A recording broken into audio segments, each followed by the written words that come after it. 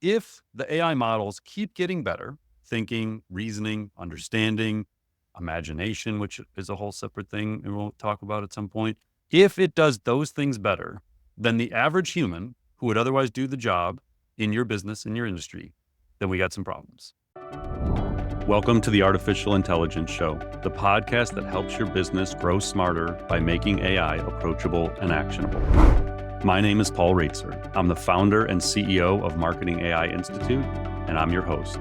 Each week, I'm joined by my co-host and Marketing AI Institute Chief Content Officer, Mike Kaput, as we break down all the AI news that matters and give you insights and perspectives that you can use to advance your company and your career. Join us as we accelerate AI literacy for all. Welcome to episode 127 of the Artificial Intelligence Show. I'm your host, Paul Roetzer, along with my co-host, Mike Kaput. This, Mike, is our final weekly episode of 2024. Indeed and it is. All the AI companies saved up all of their big updates for this week. This is, I don't know how I usually start these shows. As I've said, I don't script what I say for the most part. So I have no idea what I say most of the time. So if I usually say it was a crazy week in AI, that would be an understatement for what Mike and I have to try and get through today on our final episode. And I hope that people don't keep dropping stuff the next 4 days, but we already this morning got stuff from Google. So who knows? We are going to do our best to catch you up on OpenAI's 12 Days of Shipmas, or 12 Days of OpenAI. We are now on day 8, right, Mike? We're on day 8. Yep. Day 8. We got new models from Gemini. We got a hackathon Mike and I ran on the O1 reasoning model, which honestly, Mike, when I thought about today's episode, that felt like a month ago that we did that, and it was just 6 days ago. I was trying to remember, like, didn't we do something with this O1 thing? It's like, oh yeah, we met for 2 hours on this. Like, holy cow.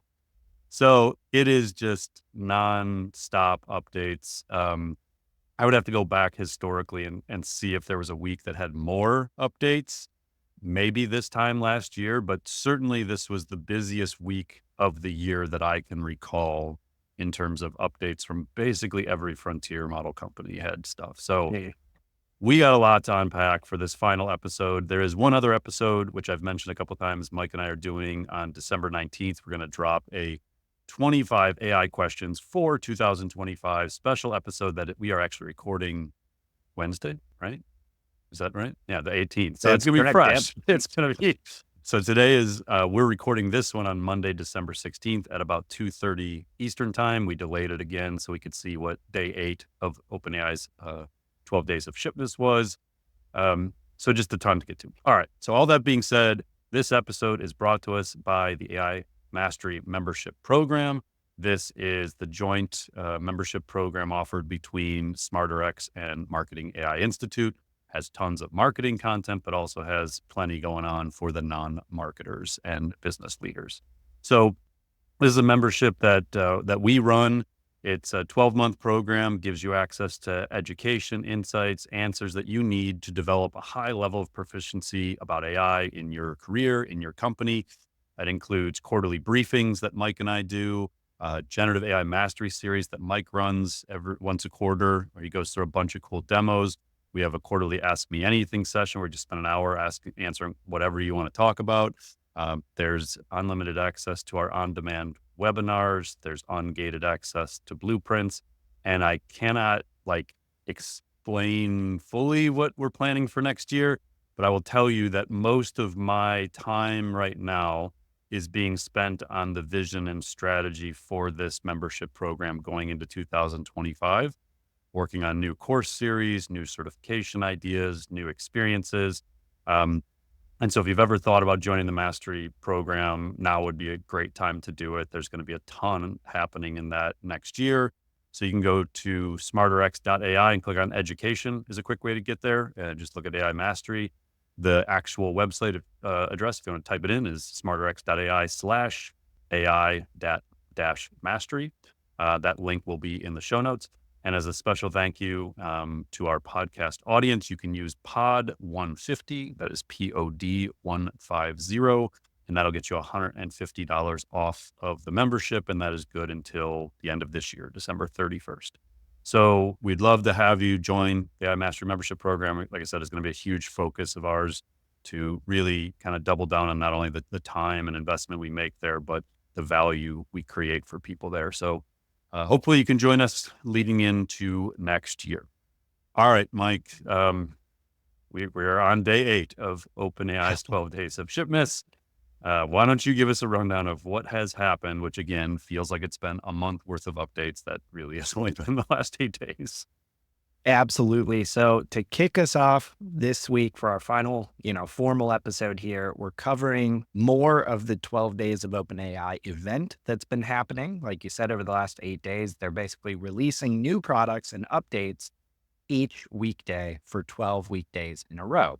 So since our last episode dropped, including today, the company has released announcements for days 4 through 8. So I'm going to run through them really quickly. And then Paul, I'd love to get your thoughts on kind of what we're seeing here. So on day 4, OpenAI announced the general release of Canvas in ChatGPT. Canvas is a side panel that has responses from ChatGPT on a shared, editable, and shareable page so that you can more effectively collaborate with GPT and others on writing and coding tasks. On day 5, OpenAI unveiled its long-awaited integration with Apple Intelligence. So the team showed off significant improvements using AI to things like Siri's capabilities. The voice assistant is now able to handle complex queries and provide more natural, context-aware responses powered by ChatGPT. Users can now seamlessly move between Siri and the ChatGPT app, and Siri is able to open different ChatGPT tools like Canvas and DALL-E. So this system is also able to work with Apple's visual intelligence, allowing for sophisticated image analysis and processing. On day 6, OpenAI finally delivered on its promise of video capabilities for ChatGPT's advanced voice mode. This was a feature that, if you recall, was first previewed during the GPT 4.0 launch back in May. It was a bit delayed after that, but now it is out and it allows users to interact with ChatGPT through their phone's camera. So the AI can actually see and respond to what's happening in real time. This feature also includes some screen sharing capabilities, which allows ChatGPT to understand and comment on content that is displayed on your device. At the same time, they also released a bit of a festive twist. OpenAI introduced a Santa mode for voice mode. So basically you can have it sound and talk just like Santa Claus. You can access this feature by tapping a snowflake icon in the ChatGPT interface. Day 7, we got OpenAI announcing better organization in ChatGPT with a new feature called Projects. This is designed to help users manage their AI conversations more effectively. It works like a sophisticated folder structure. It allows users to group related conversations and resources together in a more intuitive way. So projects will appear in the ChatGPT sidebar. Users can create new projects, customize them with different colors, and add instructions to guide how ChatGPT responds within this particular project. You can also add and attach files and add existing chat conversations. Now, finally, today, just probably about an hour or two before we're recording here on Monday, December 16th, OpenAI announced on day 8 improvements to ChatGPT's search function. So not only is search a lot faster, but they also showed how it is optimized for mobile. So the team actually demonstrated on mobile doing searches about, they used an example of finding a restaurant in San Francisco that serves Mexican food and has outdoor patios with heaters. And ChatGPT search on mobile now presents this kind of clean visual list of businesses and the search results for those particular queries. So search is actually now also going to be enabled, which they were displaying it as, in advanced voice mode. So the team is able to actually, they demoed how you can talk to ChatGPT to actually search up-to-date information on the web. So in their example, they actually had ChatGPT look up different holiday events happening in the coming week in different locations around the world. And they got up-to-date info about the locations, the hours of these events at the locations, as well as the weather on certain days.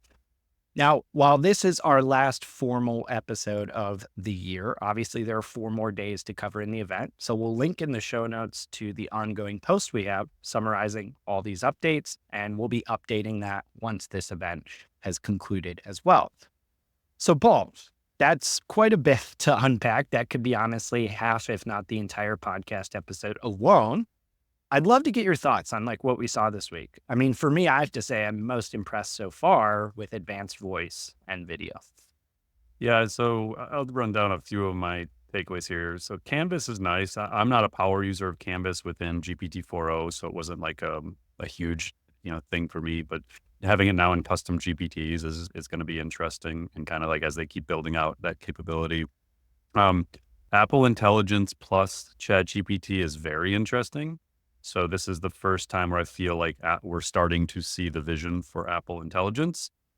Just a reminder here, if you have an iPhone, it's got to be, I think, 15 Pro or higher to be able to use Apple Intelligence. And then check your iPad and Mac devices to make sure that they're compatible in terms of the OS and the generation you have of those. But when you connect the account, when you turn on kind of the Apple Intelligence, you actually have to go into settings and then go to Apple Intelligence. And then you can use ChatGPT free, or you can choose to connect it to an existing ChatGPT account, which is what I did. And then I have a personal account and I have an account for the business. And so it actually lets you choose which of those you're going to be sending stuff to, because the way it works is when you talk to Siri or when you use visual intelligence, it's actually sending those inputs, like your requests, your prompts, to your existing ChatGPT account.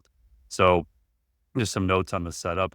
I tested Siri, and it's interesting because like historically, I've been as big a critic as Siri as anybody. Like it's just useless basically historically. And it's always been like, why can't it just answer something? Why does it always have to be like, I found it on the web. It's like, I'm driving. If I wanted to go to the web, I would have gone to the web, Siri. Like, tell me the answer to my question. So what it does now is it says, would you like to connect to ChatGPT to get this answer? And then it says working with ChatGPT. And so I tried one where I said, what happened at Cleveland Browns game yesterday? Figure it was like real time, see what happened. And it actually did a really good job. It gave me a ChatGPT generated summary in about, 5 seconds, and then it read it to me. And so I thought that was a really good start. Like I could absolutely see myself using Siri now way more.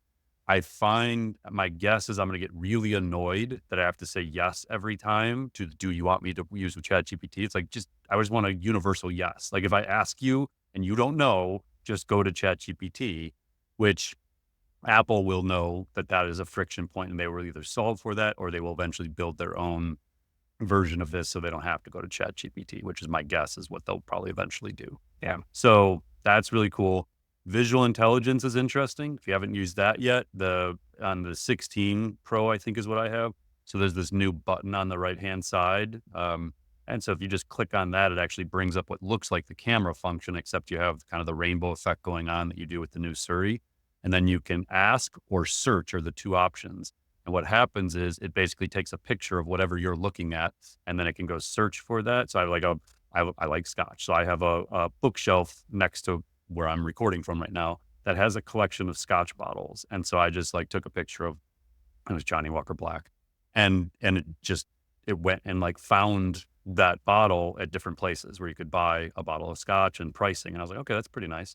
And then you can ask it anything you want. And so it's like, okay, what is this? And it's like, oh, it's a bottle of Johnny Walker Black. And so that was pretty cool. So the Apple Intelligence plus ChatGPT integration is worth testing now. It's actually, very functional. Advanced voice, actually, I'm going to come back to advanced voice. Projects is interesting. I love that you can now organize your chats, your threads that you've got going on. My problem immediately was I got really excited because I'm doing this co-CEO webinar tomorrow. And I was like, oh, awesome. I can take all of my co-CEO threads that I name co-CEO so I can find them in my left panel. And I went to add them to the new co-CEO project. And I realized like, I can't. So I actually went on X and I tweeted at Adam Goldberg, who's a go-to-market lead at OpenAI, and then Kevin Whale, who's the chief product officer, and said like, "Hey, this is awesome, but it's an annoying limitation that I can't seem to add these custom GPTs to a project folder. And so I'm stuck renaming and labeling these things. I thought projects would solve for that. And the chief product officer, Kevin, actually replied and said it's on the list. So one, I thought it was cool that he took the time to reply on a Sunday. And two, it's coming. Because Hmm. if you're like me, the vast majority of my use of ChatGPT now is within custom GPTs. So I can't organize anything without that capability. Right. So projects, I think, is nice. And then advanced voice. So as much as we've talked about Project Astra from Google this year and this idea of giving devices vision capability to understand the world around you, it it's here. Like if you go into advanced voice mode and you click on the camera, you open up a vision of what you're looking at and you can talk to it and it sees and understands. So like if you're watching this on YouTube, you can see my basement. And so I actually went over to the big copy of the book from Mike and I said like, tell me about these authors. And it actually like told me about me and Mike. It gave the background. It talked about the book. I went like over here and I said, what do you see here? And it's like, oh, that looks like a really fun rocket. And I said, what kind of rocket is it? Like, it looks like the Saturn V Lego set. I'm like, perfect. It nailed it. I showed it a picture of a puzzle behind me. It's like, oh, that looks like fun. Are you going to frame it since it's already done? And so it's like, it's working. It's seen. Now it made some mistakes on a couple things, but we now have in ChatGPT the ability to show it something. So if you're traveling, if you're looking at signs and trying to understand it, if you're looking at products in a store, like you now have vision capability on your phone to Mm. do this with.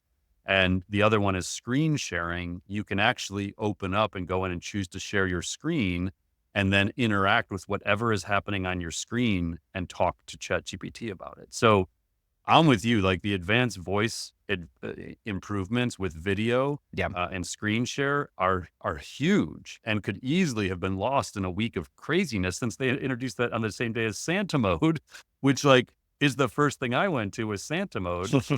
And by the way, if you have younger kids like preteens and teens, ask it to do like "'Twas the Night Before Christmas" or some other Christmas song or poem in Gen Z slang. It's hilarious, and it'll, as they would say, cringe your kids out. Like, my poor daughter was, like, hiding in the back seat listening to this thing. It was so funny. So, yeah, I mean, there's lots of good stuff, but I would say advanced voice and the Apple Intelligence were the things I was the most, kinda geeked about. Yeah, and this might just be my personal opinion, but as a huge advanced voice mode user already, this screen sharing also makes a big case for ChatGPT Pro and getting rid of usage limits. Because if I can suddenly be like pair working with this thing and having it tell me, like, hey, how could I be more efficient? How do I do this step? That's really, really fast time to value for me for a Yeah. subscription like that.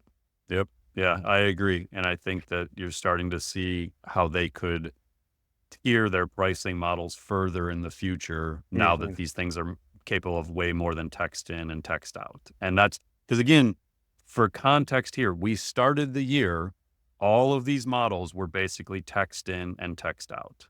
They could do some video, image generation, but like they couldn't see and talk to you about things you were seeing. They couldn't Mhm. generate videos the way we're now seeing these.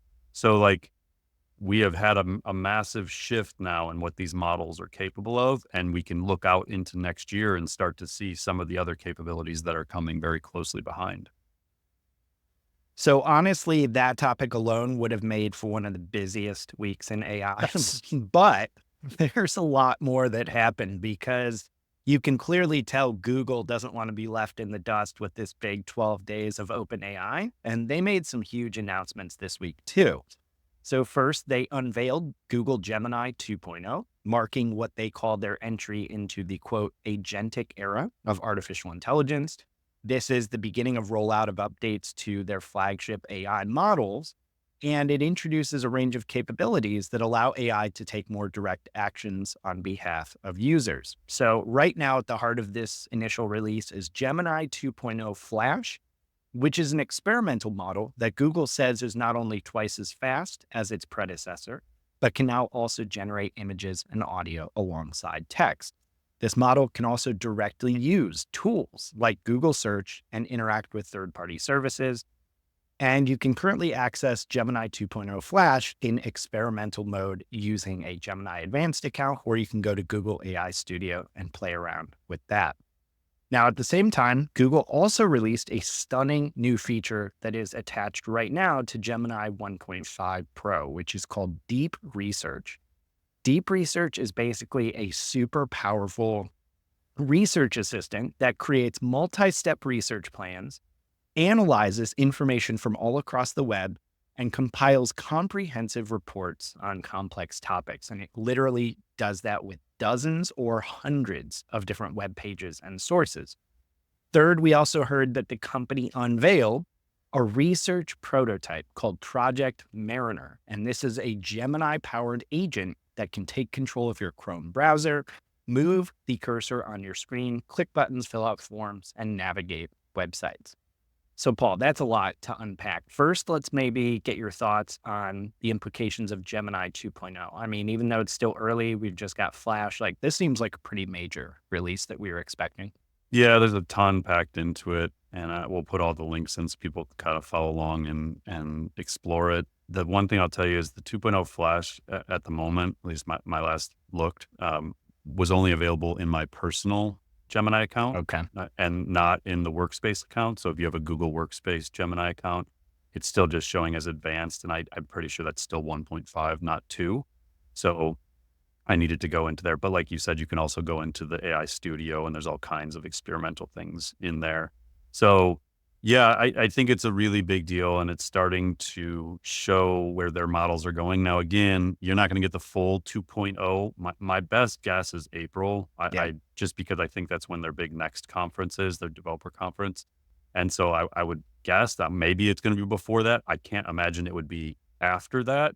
So I would think what you're going to see is this like really full out multimodal model built from the ground up, trained on multimodal, able to output multimodal. And that's where all of these frontier models are going. And so again, it's one of those where you're seeing it, but it's still just the Flash version. It's still previews in a lot of ways. So I don't know, we're going to get the full thing for a little while here, but what they've released is already powerful. And so I would definitely play around with it. With everything that's been going on, I haven't had a ton of time to like run it through a bunch of use cases over the last few days. But over the holidays, it's definitely something that I'm going to be playing around with a lot. Now, I am also blown away by Deep Research. And if I'm not mistaken, you are too. Can you kind of maybe give us a rundown of what you found so impressive about it so far? Yeah, so Deep Research was one of those wow moments, and as we've said on the show before, we don't have too many of those. Like when you like pay as close attention to this space as we have to and we do, you feel like you see everything all the time, and it's hard to be like really impressed by something. This is the first time where I used a product since Audio Overviews, what Google's Notebook LM product earlier this year, where you had that wow moment of like, oh, this like changes things. Like this is different than anything else we had. It's different than what ChatGPT can do. It's different than what Perplexity is doing, in my opinion. So yeah, I was definitely impressed by it. So what Deep Research does is it uses AI to explore complex topics, and then it kind of generates them in easy to read reports. And so it's using this Gemini model to do it. And so you put a question in, it creates a multi-step research plan. You can either revise or approve that plan. It then goes and executes that. And then it takes a few minutes. It goes and browses the web. It does the searching, the finding. It looks for interesting pieces of information. And it keeps repeating that process until you get the final product. So I was trying to figure out like, well, what could I do here? And I actually had a research project I was looking at, and I was looking into like pricing models, and I wanted to look like broadly. And then I wanted to go specifically into like 5 companies that I had in mind. And so this was something literally I was going to try and find time to do over the holidays. And I was like, seems like that's what this thing does. Let me give it a try. And so I put a very simple prompt in and it went, and in about 3 to 5 minutes, completed a research project that would have taken me 3 to 5 hours, easily 3 to 5 hours. So I put in a single prompt. It created the research plan, which again, it gives you the choice like edit or approve. once it's ready, and the research plan is literally like, I'm going to do these 6 things. Like, is this what you want me to do? And if you wanted to do something different, it'll do it. So it then visited, analyzed, and summarized over 100 websites. And then it turned it into a Google Doc for me that I could review and edit from there. And this is, if you go back a couple episodes, Mike, you'll remember I said this was exactly one of the advantages for Gemini and Google is if I create something in ChatGPT, it doesn't live in a productivity doc that I can work with. Right. It lives as this thing I have to copy and paste over into either Microsoft Word or Google Docs. Well, now I don't have to worry about that. It just automatically creates. It's like nice and streamlined. So my initial reaction was like, this is far beyond anything anybody's doing. And it has the benefit of Google's search dominance and accuracy in theory. Like I immediately trust that Google is going to find a way to solve for hallucinations and errors better than any other company because that's what they do in search. And so, you and I had a talk right away, Mike. It's like, shoo, man, how can we be using this in content production, course creation, podcast, preparation? So we're already thinking about research publishing and education, how a product like this that we know is only going to get better, how it can really change the way we do things. So again, I would definitely say, give this a test, come up with like a use case or go online or I mean, ask Gemini, hey, I want to test deep research. What would be an example? Use dummy data if you have to, or, a real use case. It will still make mistakes. Like I'd have to say, like, if you're going to use this in your business or for your, your career or for schoolwork or whatever, it's going to make mistakes. It'll still have errors. So do humans. So like, is the error rate going to be lower than a human? Maybe in some instances. It probably just depends on what you're trying to do with it. But the human still has to remain in the loop. You still have to use your experience and expertise to decide the quality of the output. You need to guide the research plan. So this isn't replacing, but this changes the way research is done. And I can definitely see it transforming us. What about you, Mike? I know you've played around with it too. Yeah, similar initial reactions. I would say too, it just excites me in the sense of not only doing these complicated and complex research projects so much faster, but also what it enables when you probably start combining it with other AI tools, right? Like these other systems and models thrive on giving context and information. So instead of me, I don't know, using a tool like ChatGPT or Claude, and prompting it with a couple sentences like, hey, I'm trying to like write something about, I don't know, the energy sector. I could be like, oh, okay, like we're writing something about the energy sector. By the way, here's 7 to 10 pages of perfectly researched information based on 100+ different websites. Yeah. It really opens up just so many more combinatorial possibilities, I think, in my mind, that I'm really excited to explore. Yeah, I mean, I was trying to think back, like if we'd have had this when we wrote our book in Oh my God. 2022. Could you imagine? Yeah, right. I mean, so if you combine, I would say like, so I've written 3 books and I would say, roughly between 50 and 60,000 words each. My guess is they take roughly 400 to 500 hours to do like the full planning and production of the book, like writing of it and the research. I don't know how much of that would be shaved off with a tool like this, but it wouldn't be insignificant. Like most of the process of writing the book is the research, in my opinion. Like it's developing the initial outline and then doing the research, not the first party stuff where you're going and conducting interviews and things like that's obviously not replacing this, but I almost think like you'd have way more time to go do those things because so much of the research, like I used to keep Evernotes on this stuff. Like that was the productivity tool I would use. And I would have to create all these folders and then I'd go do the research and I would put them in Evernote and then I would have to go through and do summaries of them and I would print them out and I would highlight them. Like I'm not joking if I were to say, if my second book I wrote by myself was 400 hours, 150 to 200 of that was probably researching, organizing the research, extracting insights from the research. Writing, the writing part is easy. Like if you're a writer, like that's the easy, fun part. It's everything else that goes into it. That is where all the time goes in. It'll be interesting too to see this play out in some of the areas that, I know we're interested in getting more into, because I look at something like this too, and I think, wow, this just turned me into a one-man public analyst firm, right? Yeah. Like in the sense of I don't need a research team of 20 people to go do this. I mean, it's all public information, of course. There's more to analysis than just that, but that's pretty darn interesting to me. Well, yeah. And then last week, you and I had on top of that, and this isn't in our notes, I don't think, but we have CB Insights, you know, Right. as a research platform for the company, because we do a lot of research for what we write, and then we look into a lot of companies. Um, and so we had a call with them last week, and they were showing us their new AI capabilities includes like a chat CBI, which is connected to their proprietary database. Yep. And so like, I think your head and my head last week were in the same place of like, oh my gosh, like the future of analyst firms and research is like Yeah. before our eyes being reinvented and how you do that. So yeah, when we think about like industries or business models that are going to be impacted Mhm. very quickly, you could look at tools like this and say, wow, you gotta reimagine that business model real fast, which is exactly what we're doing with Smarter X. That was the Right. whole premise. And again, like I some of this stuff I think is maybe obvious what we're doing, or maybe other people like they don't stop and think, or they don't really care that much. But like from day one, I built Smarter X to reinvent the analyst firm. Like Yep. we want to be a research firm, but we want to do it faster, like real time research. So it's not stale 6-month old stuff. Yep. Like we wanted to find a way to bring this stuff to market fast, and this is the kind of tool that enables that.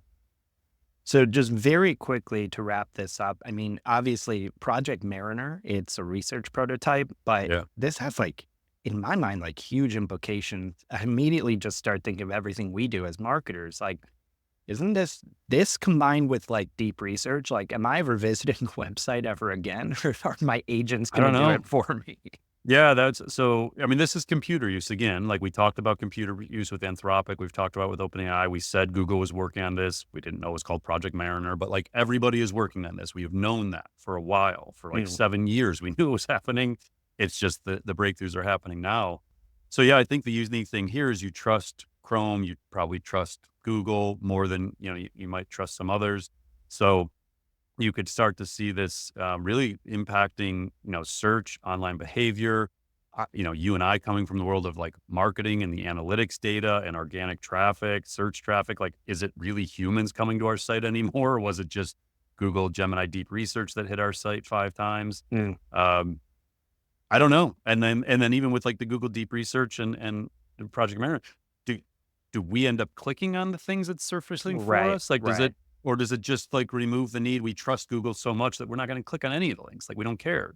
Or maybe you'll spot check 3 or 4 and be like, yeah, they nailed it. Like, we're good. Yeah. I don't know, but yeah, I don't know when Mariner is going to come out. I would guess sometime next year again, just because everybody's there. But it's also dangerous. Like, does computer use is a really risky endeavor, and there's lots that has to be solved by these companies before you can like roll this out at mass market scale Mm. and not have those. Because we're not going to get in today, but there's been a whole lot of stuff in the last few days about the ability to jailbreak all of these models and get them to do terrible things and actually expose their instructions in them and things like that.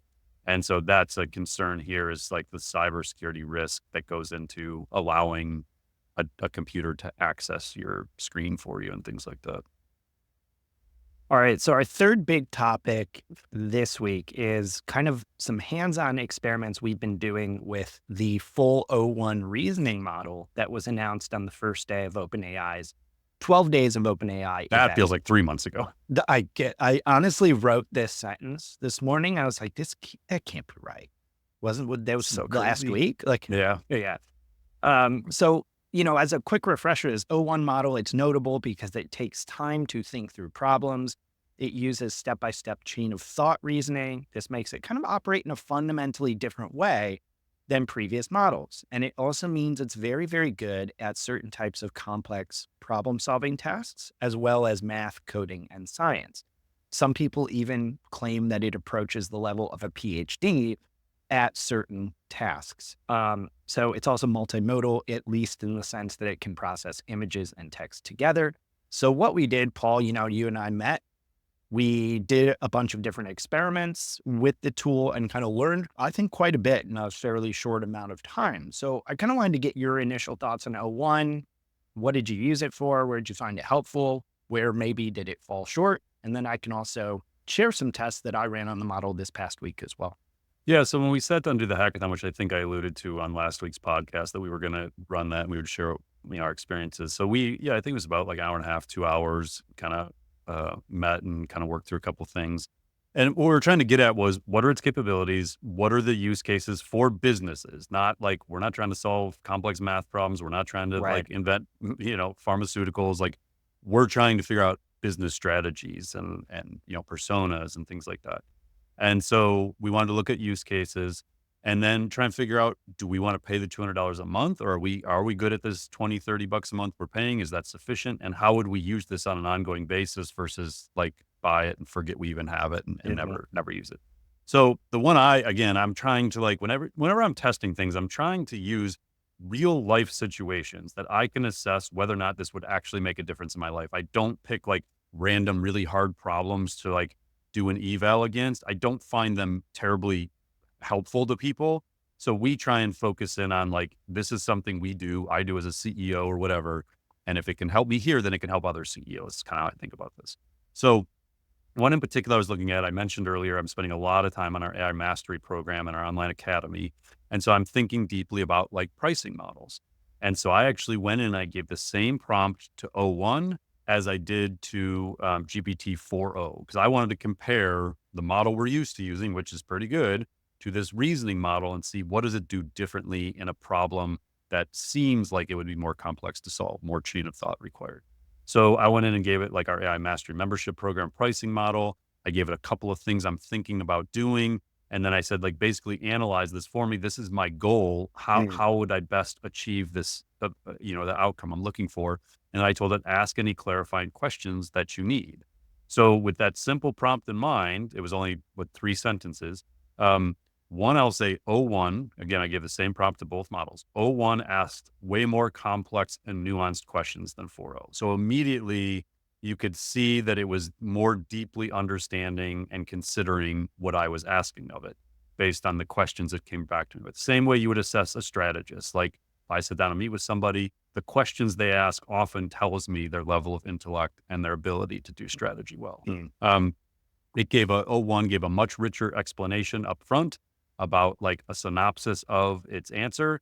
The scenarios it presented were way more thought out. There was way more reasoning that went into them.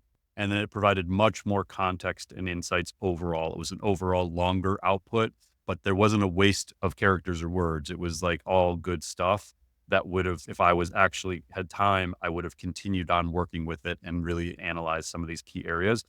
That being said, 4.0 was formatted nicer, like I don't, for whatever that's worth. And 4.0 didn't do a bad job. Right. But side by side, O1 crushed this one over 4.0. So I'll come back to like, would we pay for the license and things like that, Mike, after you kind of walk through your tests. Yeah, no, that's a great way to set up experiments with this. And I set mine up very similarly in the sense of just going head to head 4.0 with O1. I won't get into every single detail here, but I ran through 4, again, real world scenarios of problems I'm trying to solve in one context or another, including we've had a lot of questions like, hey, based on our podcast performance, should we be adding another episode, doing more limited edition series? So I gave it a bunch of performance data, told it the problem and tried to solve that and got recommendations. I'm like, hey, build a strategic plan for me that answers questions we might have, recommends what we should do. Did similar things for like building a content strategy. I gave it a bunch of historical performance of our blog and just said, hey, build me like 2 sentences, build me a full comprehensive plan to maximize traffic through new content and updates to existing content. We gave it some information on course conversions, people using codes to buy our piloting AI course, and then asked a bunch of, got a breakdown of a bunch of questions we should be asking, recommendations. And then last but not least, I just want to dwell on this one really quickly. We obviously run a ton of different workshops through Marketing AI Institute and SmarterX. One of these is like an applied AI workshop that I've run with a bunch of different teams. I run it at Macon every year. And what you come out of it with is tons and tons of different use cases for AI in your organization. What we do with that is our team of experts sits down, analyzes all that info and writes, like a brief that's pretty extensive and comprehensive after a workshop. It takes a very long amount of time to fully do. But it's really valuable. And I basically just gave O1 like dummy data from like that kind of just like anonymized and like from one of our workshops that we had ran internally. and then said, like, here's how the workshop works. Here's what's in the final brief. Go make one. And I was blown away. It did an incredible job. It would be like a very good first start. Like, if we got it from a human strategist, I would be like, yeah, this person did a Like fantastic if you got job. it from an entry-level employee, you'd be like, this Easily, person's moving up easily. fast. Yeah, easily. So, I mean, overall, kind of similar takeaways to you. O1 is legit. Like, again, these aren't PhD level problems. I'm not even equipped to evaluate a PhD level problem. So, I'm sure there's more robust ways to test this, but stacked up against 4.0, hands down, more robust, comprehensive, and helpful. Um, I hate the fact you can't upload files or spreadsheets yet. I hope that changes. The way I got data in there was just hacking it by copying and pasting a bunch of unstructured data, which I actually did a great job with somehow. But I would love if we got that. And then, of course, I see a lot of people talking about this online, so I feel like I'm not the only one here that's struggling, but I still don't get the sense I've pushed it fully to its limits because I don't know how to structure a PhD level science problem and then evaluate it. But I'm definitely impressed so far, much more so than I think I was during the preview phase when I was like still struggling to figure out what do I even use this for? Yeah, I agree. And I think that, that's our, overall takeaway is the $200 a month. I think you and I landed on this, Mike. It's not worth it unless you plan on like using Sora a ton, like because the Right, right. Sora use is like built into the 200, but there's nothing in the $200 license that's going to get you something on the O1 model that you're probably not going to be good with the existing license. Is that right? I think so. I'm interested that right now there are differences in the context windows, but again, it's like Okay.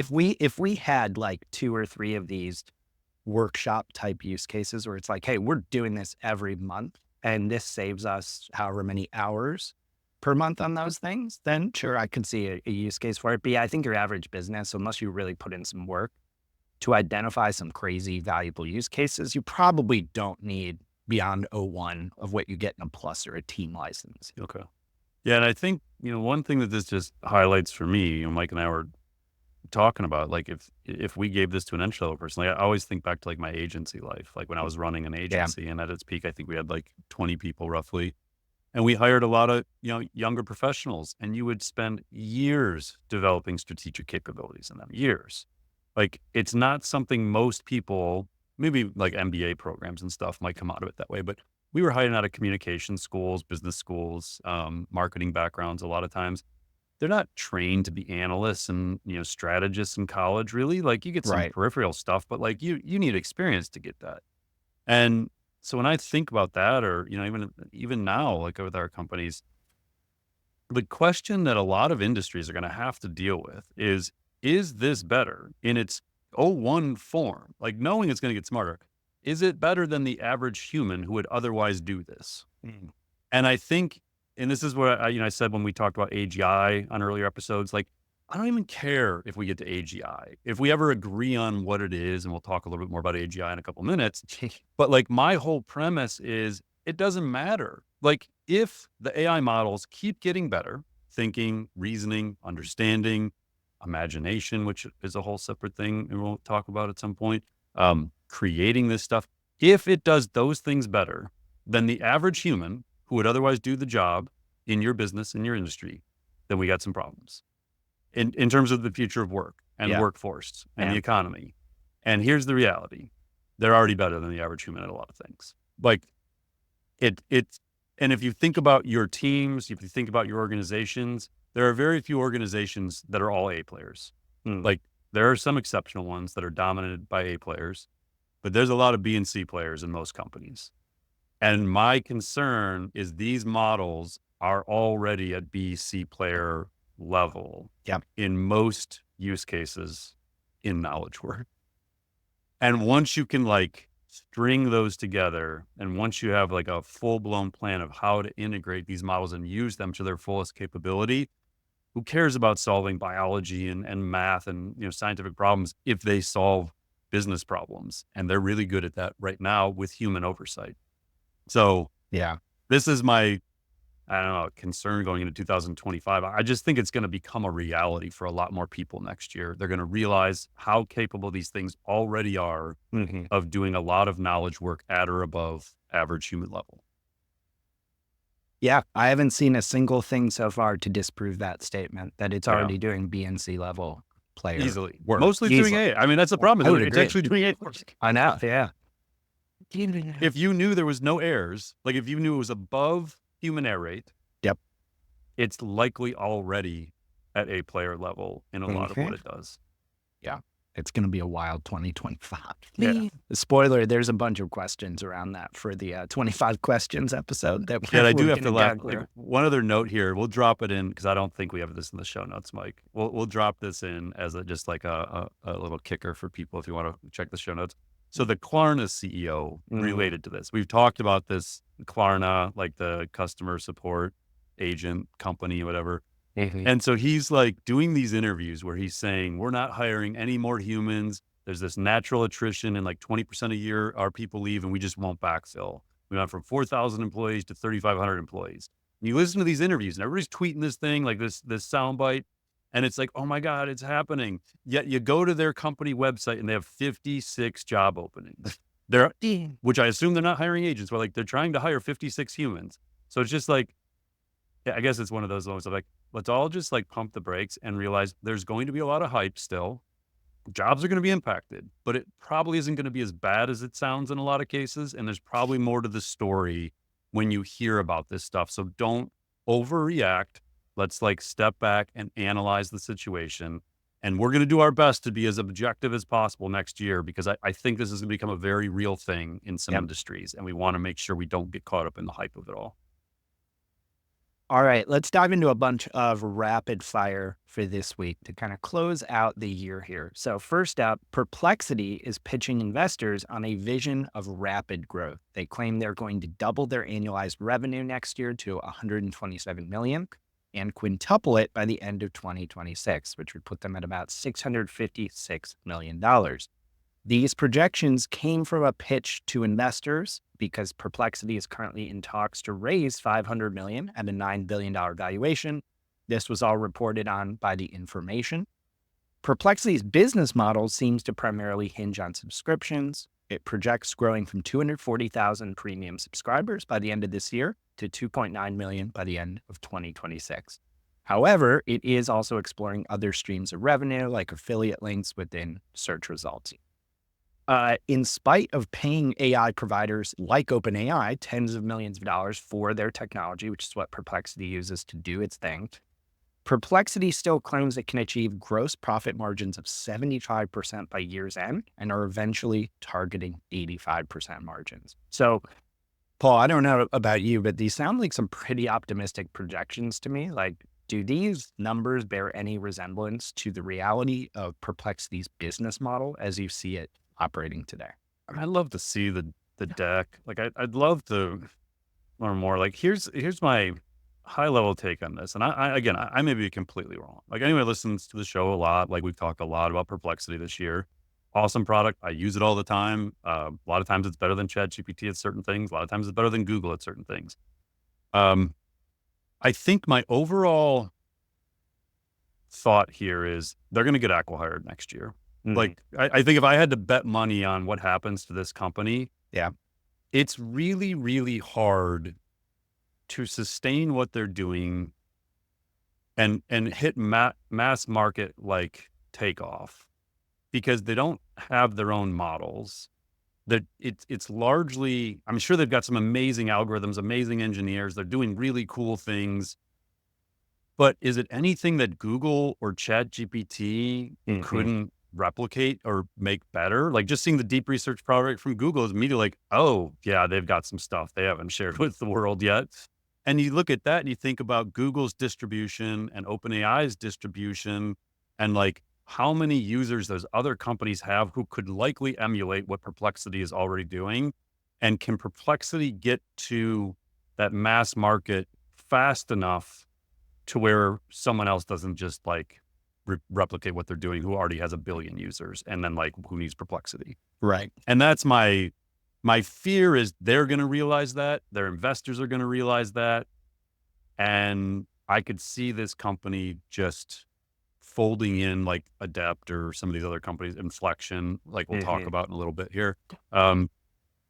I don't know. Again, they might hit, they might like take off, but 2 million users is nothing. Like Right. Right. kudos, like that. It's great for a startup. That in this space they're trying to compete in, nothing. And it's not changing market share one way or the other. Like, and so that's my concern is they're trying to take on like a massive, massive market with dominant players with way bigger teams and much better technology and probably much better algorithms. And I think once we see all that stuff coming from those other labs and frontier model companies, Yeah. I just don't know it sustains. Again, love the product, love the company, don't love their business practices necessarily. But I also feel the other thing, I know this isn't a main topic, but the other thing that keeps like picking at me, like bothering me a little bit with them is it feel like they're throwing a lot of things out there, like Perplexity for finance, Perplexity for sports. Like it's Mhm. almost like they're trying to seed a bunch of things to figure out where is the thing that we can take off? What is the market we can blow up in? Right. And I don't think they know yet. And that's the other thing that worries me is like that funding can go really fast if you don't hit on something. And I feel like they're just like trying a whole bunch of things right now. Interesting. Yeah. I don't I know. think that's a smart observation. Yeah. All right. So next up, venture capitalist Mark Andreessen just dropped a bombshell claim about the Biden administration's approach to AI in a recent interview. In a discussion with Barry Weiss on the Honestly podcast, Andreessen described, quote, absolutely horrifying meetings that he was in with administration officials where they allegedly outlined an intention to, quote, completely control AI technology in the US. He told Weiss that during meetings with admin officials, he said, quote, they said, look, AI is a technology basically that the government is going to completely control. This is not going to be a startup thing. They actually said flat out to us, don't do AI startups, like don't fund AI startups. They basically said AI is going to be a game of 2 or 3 big companies working closely with the government, and we're going to basically wrap them in and he says, I'm paraphrasing, but we're basically going to wrap them in a government cocoon. We're going to protect them from competition. We're going to control them, and we're going to dictate what they do. He says he expressed to the administration skepticism that they could exert such control over AI. And in response, he says, quote, they literally said, well, during the Cold War, we classified entire areas of physics and took them out of the research communities. And entire branches of physics basically went dark and didn't proceed. And that if we decide we need to, we're going to do the same thing to the math underneath AI. Andreessen even indicated these discussions motivated his somewhat controversial endorsement of Donald Trump for president. So, Paul, this certainly seems like it gets into conspiratorial territory, but this is pretty wild if the gist of it is even true. It would indicate, in my mind at least, a much more like sinister approach to how the government was looking at influencing AI. This is one of the craziest video excerpts I've ever seen. Like, I haven't listened to enough of Andreessen's interviews to know whether he exaggerates. Um, I like at the moment, I probably need to like take him on his word. Now, keep in mind, he wasn't quoting; he was summarizing. He said, "Like Right, I'm right. summarizing what they said." But directionally, if what he is saying is accurate, one, I would love to hear from someone else who was in the room. Two, I want to know who the government officials were who were telling him this. And three, I want to know when it happened, because if you recall, Mike, in October of last year, he released the Techno Optimist Manifesto Mhm. that we talked about on this podcast. And I thought it was crazy. Like, I thought that the manifesto was crazy.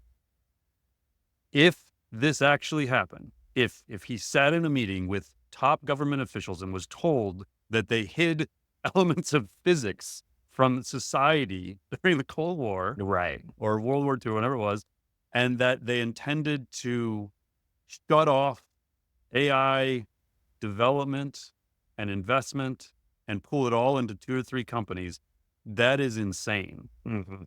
And that is regulatory capture by definition, like at its peak. Like what we talk about, this idea of like Sam Altman and a couple others trying to like influence regulation and like control it all.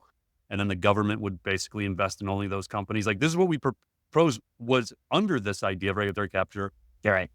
I couldn't have ever fathomed it would be to the level he's describing here. So if this is true and it can be verified by somebody else, we know who said it and when it was said, a whole lot of what happened in the US election in Mm, Silicon Valley makes a hell of a lot more sense now than it did to me 7 days ago. So when you saw these people throwing their support behind the Trump administration and like not to the joy of the portfolio companies they invest in and their peers, uh, if this is true, I actually understand at a very different level why they did what they did. So you're right. I'm anxiously awaiting someone besides Mark to verify this is exactly what happened. But again, I have no reason not to trust what he's saying. I don't know him and I don't know enough about um, past interviews with him to judge whether or not he would exaggerate this. But it's Yeah, nuts. it's crazy. I mean, it's basically on one hand just saying we basically almost nationalized AI or wanted to, and 100%. and also I think it's funny because I think in some pre-election episodes, you and I may have mused a bit on like, it turns out AI wasn't actually that big of an issue politically in this election. But I wonder if behind the scenes, it It turns was out the it, issue. if it was the issue. We'll see. I don't want to overfit that theory, but that would be really interesting to me. And I saw him do a second interview with a different journalist about this, and he said the same thing. Yeah. So I mean, he's committed to these talking points. Yeah. I just like I said, I want to hear from someone else who heard these same things. If anybody's willing to like step forward and say it, I will be watching very closely for verification from another third party about this, and I really want to know when it happened because if it was in September to October of last year, then the Techno Optimist Manifesto makes a hell of a lot of sense. Well, it's not the only controversial thing coming out of the world of AI this week. So, we actually, in our next bit, see that a member of OpenAI's technical staff named Vahid Kazemi posted on X that he believes the company has already reached artificial general intelligence. In part of this post he posted, which we'll link to the full one in the show notes, he said, "In my opinion, we have already achieved AGI, and it's even more clear with O1. We have not achieved, quote, better than any human at any task, but what we have is, quote, better than most humans at most tasks." So he noted that some people criticize LLMs, saying they can only basically kind of follow a recipe to do what they do. But he did say no one can actually explain what a trillion parameter deep neural net can learn, and that if you really look at it, the scientific method itself can be summarized as a recipe. So he basically concludes saying there's nothing that can't be learned with examples, implying there's kind of no real limit here to what AI models will be able to learn and do. So, Paul, we've talked episode after episode. There's tons of speculation within different circles of the AI community about whether or not we've actually achieved AGI or when, if at all, we will achieve it. But should we be taking this prediction more seriously since it's being literally openly said by someone at OpenAI? Yeah, so I mean, we've talked about this many times. The lines are really blurred because we don't have a uniform definition. We don't have a means of testing it, and they keep moving the goalposts of whether or not we've gotten there. So he used the same explanation I did, basically, this idea that like it's already better than most humans at most tasks. So like if that's not AGI, like what are we doing here? Um, I think this one it does highlight the deficiency of current evals. Like the way they evaluate these models is they run them up against the most complex challenges known to man, like hardest tests, and like it's like, oh well, if it does this one, then maybe we'll be there. If it does this one, then maybe we'll be there. And it goes back to, in my opinion, what you and I talked about with O1. It's like, forget the evals. Does Hmm. it do my job better than me? Like, here's the 20 things I do. How many of those 20 things is it better than me at? And I can tell you, I'm willing to admit it's getting better than me every day at something I do. And that's okay. Like Right. I'm okay with that. I got a million other things to go work on. It's okay if it's better than me at things. But a lot of people aren't at that point that they won't even comprehend that these things are getting better than them at something and that they're okay with them getting better at something. Now, I think like the other thing it highlights is this uncertainty about what's coming. So I'll highlight, and again, this isn't in the show notes, Mike, so I'll drop the link in there. But Yesterday, Logan Kilpatrick, who we've talked about before, formerly OpenAI, now he's lead product for Google AI Studio, he tweeted, "Pre-training is only over if you have no imagination." Seems like kind of an innocuous, like, whatever, like, clever Logan, vague posting. But here's the trick. I actually think he was implying something here. So imagination is something we assume only humans can do. If AI models were deemed to be able to have an imagination, it would mean they could create or synthesize or envision new ideas, new scenarios, new concepts that aren't in their training data. And if he's implying that, then maybe he's implying Google is actually on a path to unlock imagination and metacognition, which means being aware of your own thoughts, in essence. And so, like, I don't know, like, I feel like depending on what you want to call AGI, a lot of AI researchers probably think we're already there. Yeah. And they're already focused on super intelligence. They're already focused on the next level beyond AGI in their world. But I don't know. We're going to spend a lot of time talking about AGI. We've got a whole new series plan that we'll announce in January. We're going to go deep on this topic, including interviews with experts and stuff. So stay tuned. This is like a huge area of focus for us next year. All right. So next up, Amazon is setting up a new lab in San Francisco. It's called the Amazon AGI SF Lab, and it's actually led by David Luan, who is the co-founder of AI startup Adept. This lab aims to develop AI agents that can perform complex tasks across digital and physical environments. That includes handling sophisticated workflows in software tools and executing actions in the real world. This lab is going to focus on AI models improving through human feedback that can self-correct their actions and understand user goals. Interestingly, this lab is going to initially be staffed by Adept employees. Amazon says it also wants to hire a few dozen researchers in different fields like quantitative finance, physics, and math. This year, actually, Adept agreed to license its tech to Amazon, and Luan and some of the Adept team joined the company. So Luan is actually working under Rohit Prasad, the former head of Alexa, who now leads an AGI team at Amazon. So Adept's technology was actually originally designed to help create an AI teammate that can use any software tool. So Amazon seems to be using that to make a big play in this field of agentic AI. So Paul, this struck me as interesting for a few reasons. Like, first, it's a pretty open commitment from Amazon that they're pursuing some type of whatever they consider AGI. And I thought it's kind of curious, they're planning to hire researchers in all those other areas like finance, physics, and math. Yep. Yeah. And also interesting, this is the acqui-hire I referenced earlier. So Adept was acqui-hired by Amazon they announced it July. Well, let's see. Yeah, June, July, end of June 2024. So Adept has raised $415 million. They had raised $350 billion Series B in March of 2023. Not that long ago, year and a half ago, they raised $350 million. And then they announced June 28th that their mission that they started had been to build general intelligence that enables people and computers to work together. So again, computer use. Our plan has been to train progressively larger and smarter multimodal foundation models. They basically admitted in their own post that, like, we can't compete on this. Like, we're not going to keep up on building these frontier models. So that they're going to kind of partner on this. And it said, in addition, the Adept co-founders and some of the team are joining Amazon's AGI organization to continue to pursue the mission of building useful general intelligence. Amazon is also licensing Adept's agent technology, family of state-of-the-art multimodal models, and a few data sets. Actually, I never really thought about that one. A few data sets, meaning like anything you gave us, we just gave to Amazon. Thank you very much. So yeah, that's the backstory there, but more computer use, more agents, and Amazon wants a piece of it. So kind of an interesting corollary to this. So there's an AI agent startup called Sierra that was founded by the former Salesforce co-CEO named Bret Taylor, and he's also the chairman at OpenAI.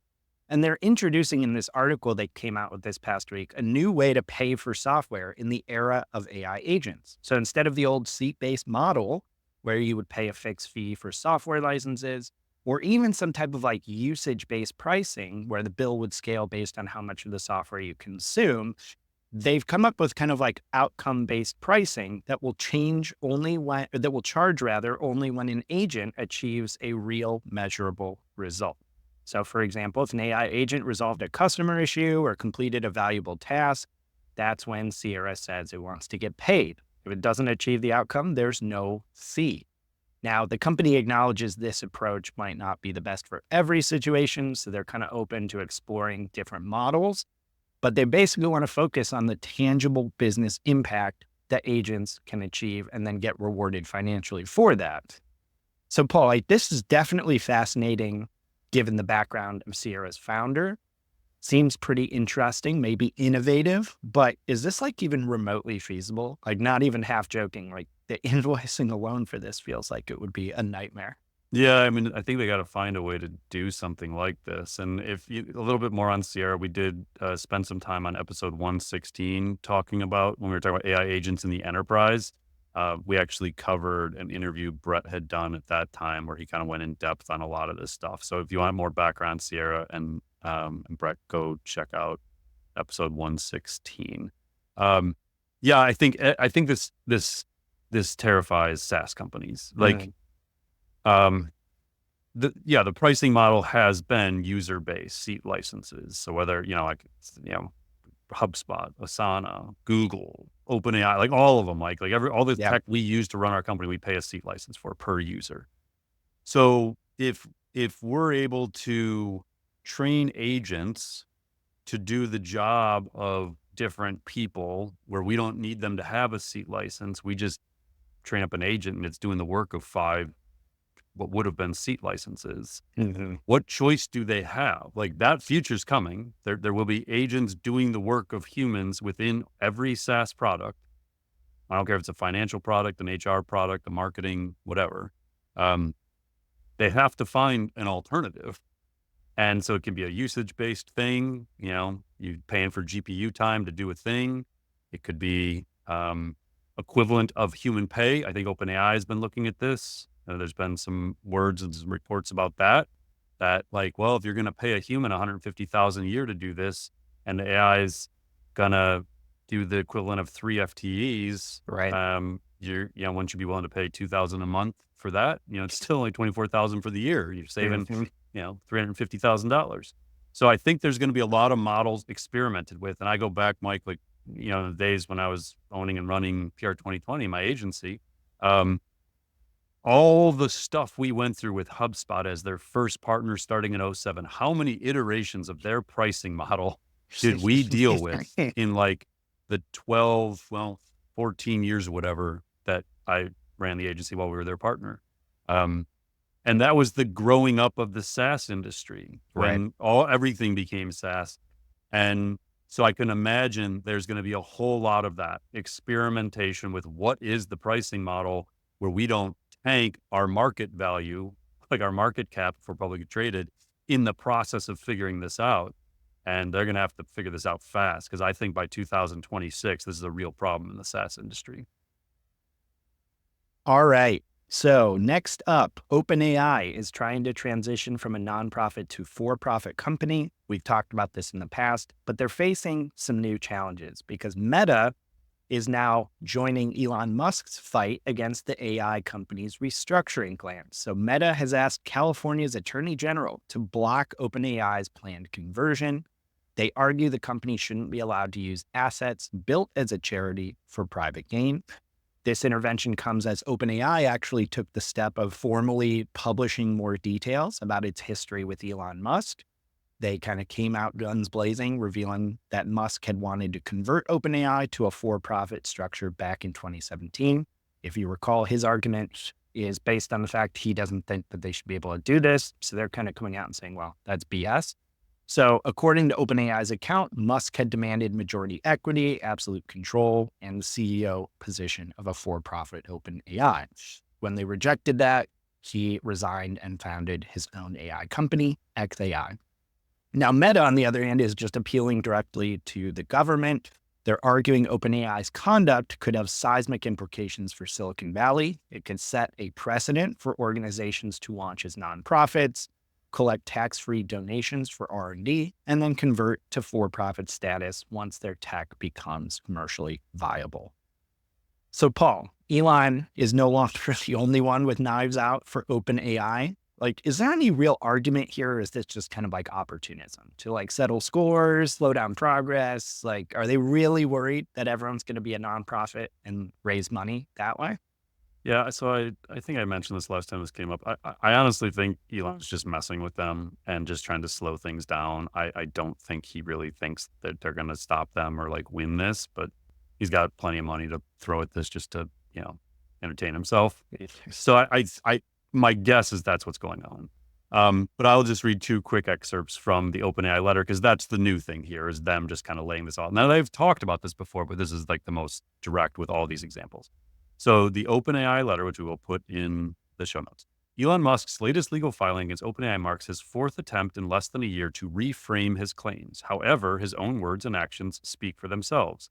In 2017, Elon not only wanted, but actually created a for-profit as OpenAI's proposed new structure. When he didn't get majority equity and full control, he walked away and told us we would fail. Now that OpenAI is the leading AI research lab and Elon runs a competing AI company, he's asking the court to stop us from effectively pursuing our mission. You can't sue your way to AGI. We have great respect for Elon's accomplishments and gratitude for his early contributions to OpenAI, but he should be competing in the marketplace rather than the courtroom. It is critical for the U.S. to remain the global leader in AI. Our mission is to ensure AGI benefits all humanity, and we have been and will remain a mission-driven organization. We hope Elon shares that goal and will uphold the values of innovation and free market competition that has driven his own success. And then it lays out everything, all the emails, all the filings. It's somebody on the PR team had a lot of fun putting that post together. Yeah, that Sam Altman might have helped write that one. Sam had a lot of fun approving that post. Yeah, all right. So next up, former OpenAI chief scientist Ilya Sutskever made a rare public appearance at this past week's AI conference, the prestigious AI conference NeurIPS. With this past week, he, during that appearance, made some striking predictions about AI's future. He said that we're approaching a fundamental shift in how AI systems are developed and trained. He declared that pre-training as we know it will unquestionably end. He says we're hitting this concept of peak data. So we're running out of new data to train AI models. He says we have to deal with the data that we have. There's only one internet. And this limitation will force the AI field to evolve beyond current training methods. He also kind of confirms some trends that we're seeing. He predicts the next generation of AI systems will be truly agentic, and they will develop genuine reasoning capabilities. But he did warn this evolution comes with new challenges. More advanced reasoning means AI systems may become more unpredictable, and they may even develop self-awareness and desire rights. Though he noted that AIs wanting to coexist with humans and have rights, quote, is not a bad end result. Sutskever is pursuing, I assume. What is a bad end result of this? No kidding. Yeah, we've got some big fish to fry, even if that is the end result, I would say. But, that's kind of the whole concept behind his company. He's pursuing all of these ideas through his new venture, Safe Superintelligence, which has $1 billion in funding to, figure out AI rights, maybe. So we don't often get public comments from Ilya, which is kind of why we're mentioning this. So what did you think of these predictions? Yeah, we'll put the link to the full video in the show notes. It's about 26 minutes long, I think. I think there's a lot to analyze here, probably main topic level analysis that we'll save for the new year. But just keep in mind, he was leading the team building Strawberry, which became the O1 model, as we talked about recently. Timing wise, it seems like he raised red flags internally when they realized that the time test compute, this reasoning model approach would scale. While he is alluding to the fact that this scaling laws, as we've previously known them, of more compute plus more data, seems to be hitting a wall. That doesn't mean that we're going to stop having this exponential growth in the capabilities because that leaves algorithms. We can find more innovative ways to do this. We can introduce imagination. there's other things that can be unlocked that seem to continue up and to the right, basically, for these models' capabilities. So, yeah, just I'm glad he's back in the public eye, and I hope we hear more from him because he has a lot to say, and he's going back to 2012, 2014, he has basically predicted everything in deep learning correctly. So when Ilya talks, we got to listen. Everyone listens, including all the top AI researchers.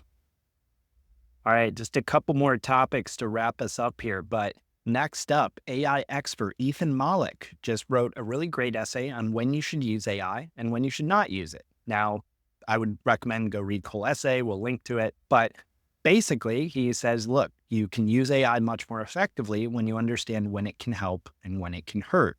It's most useful for tasks, he says, where quantity matters, like quickly generating many ideas to find a strong one, or projects where you're already an expert and can easily spot mistakes. It's also helpful summarizing large amounts of information when accuracy is not absolutely 100% critical. It excels assisting with repetitive and low-value tasks, so you can focus on more meaningful work. And it's good at producing variations on your writing or offering second opinions that spark fresh thinking. However, he says it cannot substitute for learning deeply or struggling with new ideas. You shouldn't rely on it in situations where perfect accuracy is vital, and it fails in unexpected ways. So using it means understanding its limits. And of course, when the effort, the struggle, is actually the point of a task, AI shortcuts can deprive you of important insights. So Paul, I thought this was a pretty practical perspective on when you should be thinking about using AI. The guidelines are really helpful. Seems like good required reading. It doesn't take too long to get through. It occurred to me also, this would be great to upload to a custom GPT and like determine when should I be using AI. So what did you think when you were reading through all this advice? Yeah, we throw it into a notebook LM. For sure. I agree. I think I would just go give it a read for your personal use of AI going into next year, or if you're involved in trying to educate a team or drive adoption within an enterprise. This is a good framework to think about. All right. So for our last topic, Paul, we've done this a couple episodes in a row here, but we have a ton of really quick like product and funding updates. So I'm just going to go through these quickly, like almost mini rapid fire section. And if anything jumps out to you or you want to comment on anything, please feel free to jump on in. If that works for you, let's do it. Cool.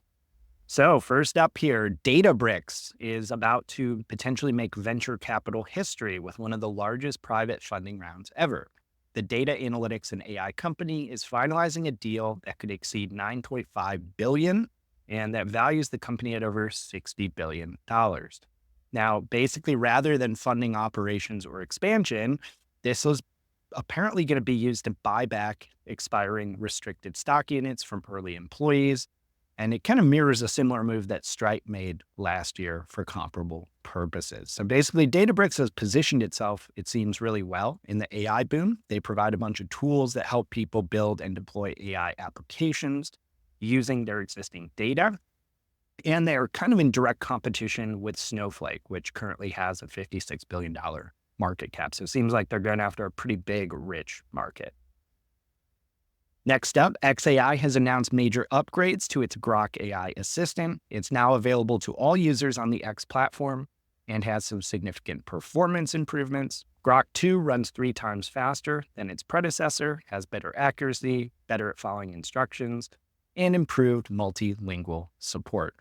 It also has web search functionality and citations now, so it can actually get info from both your X posts and the broader internet. They're trying to also add new visual capabilities through Aurora, their image generation model. And there's a new Grok button, which appears on posts across user timelines to give you context and analysis into real-time events and trending discussions. Kind of a fun one that I've seen a lot as well. There's like a draw me feature where it'll generate what it thinks you look like based on your X profile. So I guess use that with a bit of caution if you're posting a lot of nonsense on X. Another big update, Mark Zuckerberg released an end-of-year video on Meta's AI plans. In a quick video he posted to Facebook and Instagram, he mentioned that Meta AI has nearly 600 million monthly active users, and that Llama has become the most adopted model with more than 650 million downloads.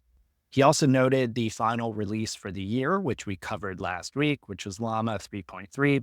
This is a text-based 70 billion parameter model that performs as well as the company's 405 billion parameter model and runs more efficiently.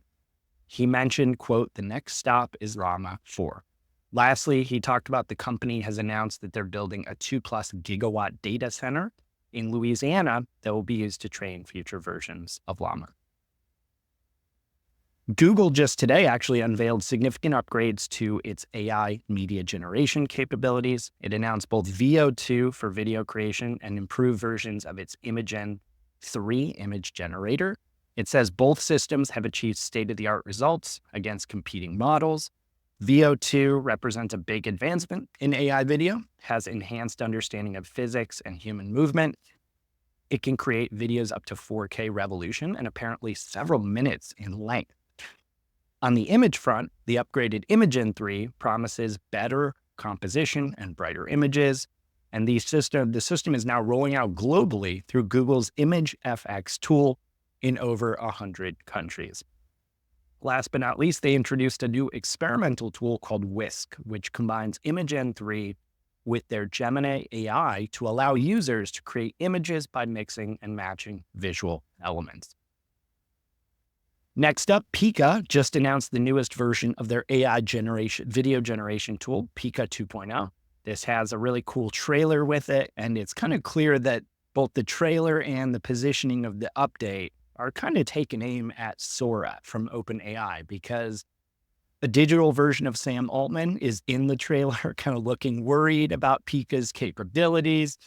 The company touts it as video generation AI that is, quote, not just for the pros, but, quote, for actual people, even Europeans, which alludes to the fact you can't use Sora in the EU. At the same time, we're all starting to experiment with Sora. OpenAI has ironed out some initial hiccups. There was a really good recap that we'll link to from A16Z partner, Justine Moore, who said that the tool is really good at photorealistic 5-second videos, but 10 to 15-second ones are hit or miss. It's good at both editing and generating multiple consistent clips in one pass. But as of right now, she says it's not a world model with any type of realistic physics like some people claim that it would be. Microsoft's new recall feature, which is coming to its AI-enhanced Windows 11 PCs, is turning heads from some early testers at The Verge, because they found it in a new piece they wrote both unsettling and also helpful. Because if you recall, recall automatically snapshots everything shown on your screen and gives you this like scrollable timeline that includes emails, chats, personal research.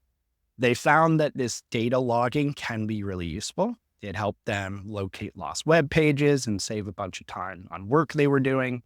But The Verge kind of concluded that the unnerving nature of this really kind of like ruined the experience a little bit. And there's still all these questions about security and data retention. A reviewer said, well, I found some early examples of recall helping me out. I still need time to figure out whether I want to keep it enabled. I'm still wary of storing a digital trail like this on my laptop. And then last but not least, to round it out, one more thing from Google. Notebook LM, which is Google's popular AI-powered research assistant, is rolling out a new interface, an interactive audio feature, and a premium subscription version. The updated design reorganizes the tool into different sections to make it easier to work within the tool. Notebook LM now lets you what they call, quote unquote, join the audio overview. So instead of just listening to the AI generated podcast of your sources, you can actually speak directly to the AI hosts. That's crazy. It's unreal. I really look forward to I haven't had a pushing time the to limits test on it that. yet, Yeah. but Yeah, me neither. I'd like to really take that for a spin, I think, over yeah. the holidays. And look, while it's still experimental, it shows that Notebook LM is kind of really evolving quite quickly. And they've actually introduced Notebook LM Plus, which is a subscription option with higher usage limits, more customization, more team collaboration features. So this is going to be offered to businesses and educational institutions with Google Workspace. It's going to be sold separately through Google Cloud, and it's going to be included in the Google One AI premium tier in early 2025. So, Paul, that is a heck of an end to a heck of a year in AI, I would say. Yeah, I mean, with a mega episode, we're touching 120 something here. Yep. Yeah, it was a crazy year, and I think it's only, a hint of what is in store for 2025, Mike. I would agree. And we want to make sure we really just tell the audience very quickly how appreciative we are for their support this year. I hope everyone has a happy holiday and, not only get some rest and relaxation, but it's probably going to be a good period to test out some of this cool stuff that just came out. Yeah, and to echo that, just grateful for everyone listening and watching. I shared on LinkedIn last week, I think. We started this in 2021, 10 episodes, 1,500 downloads. 2022, 18 episodes, 4,800 downloads. 2023, 50 episodes, 262,000 downloads. And 2024, 51 episodes, 400,000 downloads. So we really appreciate everybody showing up every week and listening to what Mike and I have to share. It's fun for us to do it. I've said before, we'd be doing this if no one was listening, but it's a lot more fun when people are listening and we're getting to hear back and engage with those people. Kind of allude a little bit to this, but we got some big plans for next year. In addition to the weekly format, which isn't going anywhere, we're going to introduce a collection of new formats and episodes. We're going to bring in some outside perspectives, some experts in different areas of AI and business and society, and talk about AI trends and innovations from some different perspectives. And so we just appreciate being part of your AI journey. And Mike and I both wish you and yours a happy holidays and new year. And still got one more to go. We'll be back on December 19th for that special 25 AI questions episode. And then we will talk to you again in the new year with our first weekly of 2025, which is weird to say, on Tuesday, January 7th. So thanks again, everybody. We look forward to being back with you again in 2025. Thanks for listening to The AI Show. Visit marketingaiinstitute.com to continue your AI learning journey and join more than 60,000 professionals and business leaders who have subscribed to the weekly newsletter, downloaded the AI blueprints, attended virtual and in-person events, taken our online AI courses, and engaged in the Slack community. Until next time, stay curious and explore AI.